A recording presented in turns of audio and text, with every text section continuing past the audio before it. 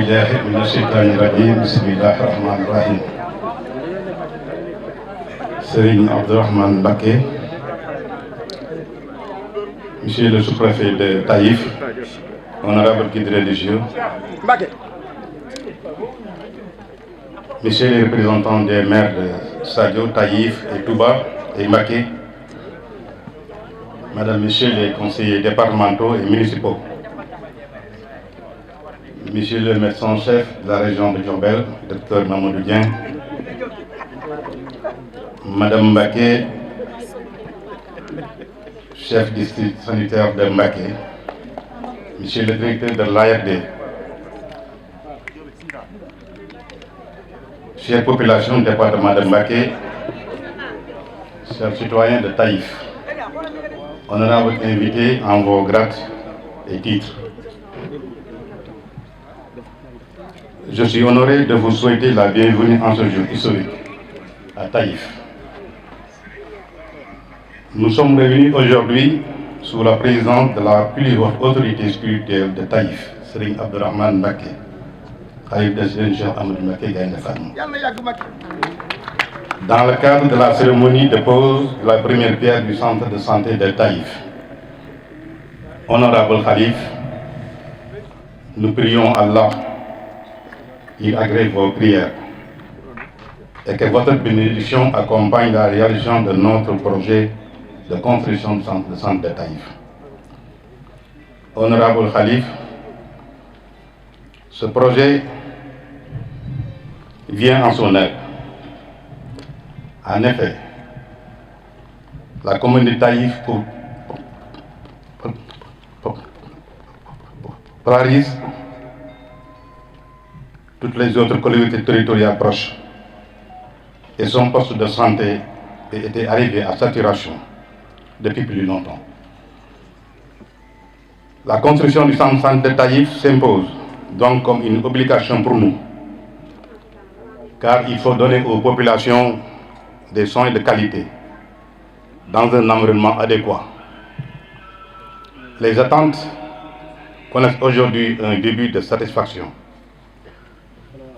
Le centre de santé de Taïf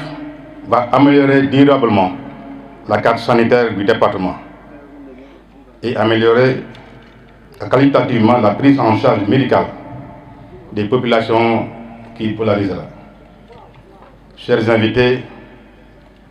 je me réjouis de votre présence qui nous va droit au cœur et je vous en remercie au nom du conseil départemental. Je lance un vibrant appel aux hautes autorités de la République, au premier rang desquelles son Excellence Monsieur le Président de la République. Le centre de Taïf, au vu de sa vocation, a besoin d'équipements sanitaires modernes et de l'accompagnement adéquat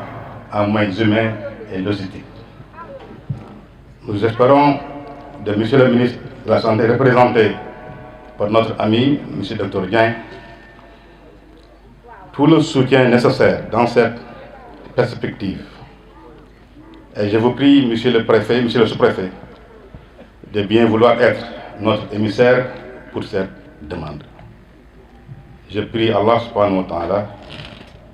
qu'il nous permette de conduire à terme ce projet et qu'il nous accorde le privilège de nous retrouver encore en ce même endroit pour l'inauguration du centre de santé. Je vous remercie de votre aimable attention. Assalamu alaikum wa rahmatullahi wa barakatuh. Serigne Abdourahmane Mbacké, suñu waajur di xalifa Serigne Cheikh Ahmadou Mbacké Gaïndé Fatma ak njabootu Serigne Cheikh gépp ñu ngi leen di ziare di leen nuyu.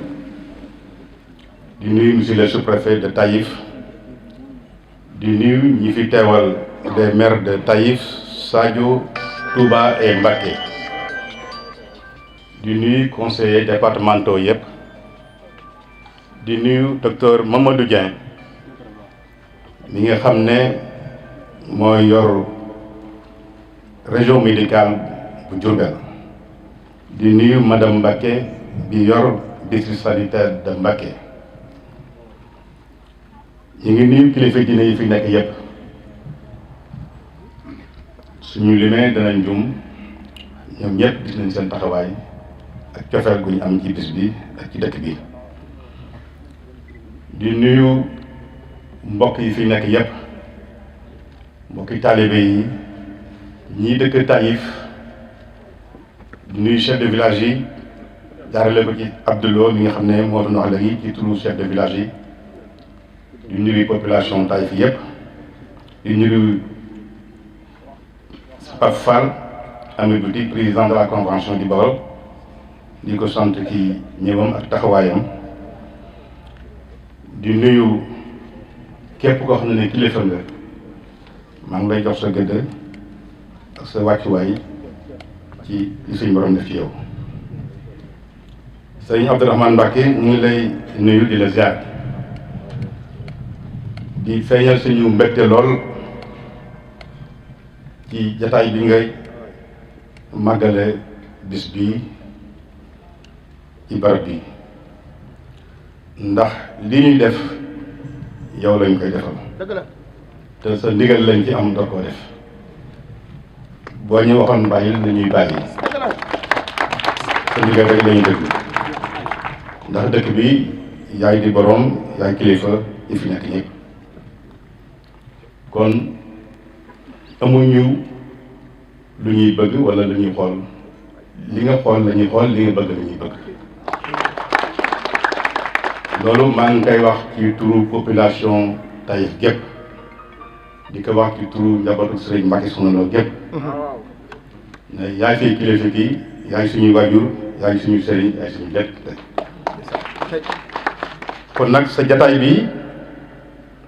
nga ànd ko say rak yu tedd yi wutalewuñ ko jataayu Serigne Cheikh wutalewuñ ko jataayu Cheikh Ahmadou Moustapha wutalewuñ ko jataayu Serigne Touba Khadimou Rassoul kon nag Mbacké jërëjëf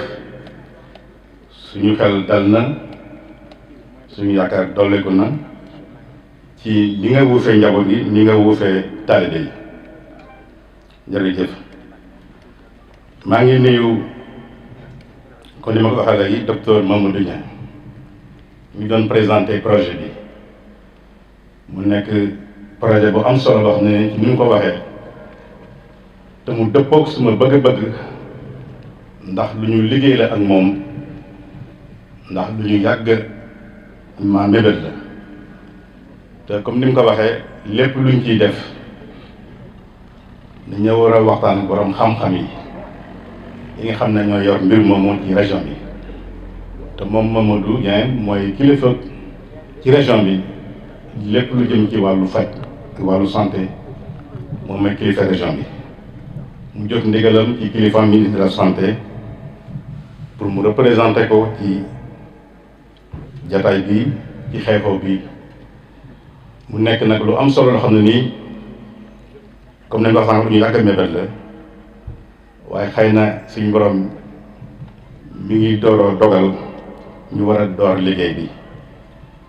di ñaan sëriñ bi di ñaan mbokk taal bi fi nekk ngeen ñaanal ñu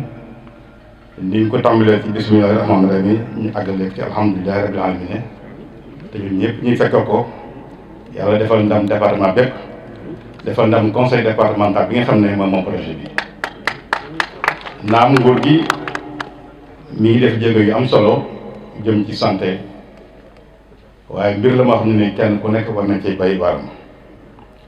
ndax collectivités locales yi ñoom ñëpp dafa am lu ñu war a def ay sañ-sañ lu leen nguur gi jox ñu war a ci léeg-léeg ñu war a nekkal nguur gi ci yenn barab yi ci yenn taxawaay moo tax ñu gëm ne hôpital bi ñuy tabax fii nekk na ci programme état nekk na ci programme conseil départemental moo tax conseil départemental man waajal ko fas yéene ko jox gëdd gi mu ko war a jox pour mu nekk réalisation boo xam ne nii dina nekk exemple ci Sénégal moo tax ñuy sàkku ñaar ñu fi nekk ñëpp di sàkku jàppale nguur gi mooy ko jaarale ci sous-préfet de Taïf le préfet et le gouverneur